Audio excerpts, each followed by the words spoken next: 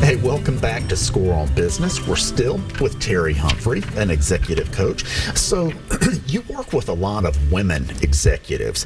Can you speak to confidence building and other challenges that women often face as they're in the leadership roles? Absolutely. This is a topic that throughout my years in business I've been interested in because I am one. Yeah. So thinking about my own challenges, Oh, yeah. but also working with women today, there's interest in creating more, in most organizations, creating more diversity of opinion and also promoting people who are really good at their work throughout the organization. And many studies have been done to figure out why women are not making it to the C-suite, or we're getting to the C-suite and then but not able to really transcend 10% or 15% of leadership across the world, really, and sitting in higher positions.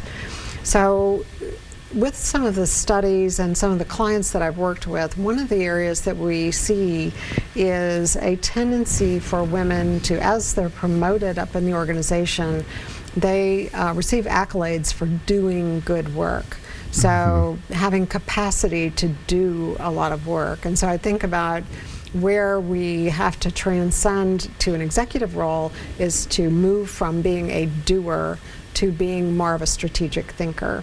And that transition pushes us out of our comfort zone. Oh, yeah. So if you think about any time someone's promoted, they're moving from one role now into a new role. One role where they were comfortable, they were doing very well and in their groove, and now you put them in a new role. They have to learn the role, they have to learn the people, they have to figure out the relationships.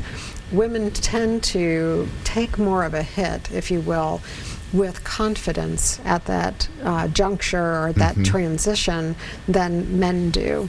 And you'll see the statistics, you probably heard it, that if there's a job out there where a man is 40%, it meets 40% of the criteria, they're going to still apply for the job, where a woman is looking at 80 or 90%. And that is, I think, a nice illustration of what the confidence gap is.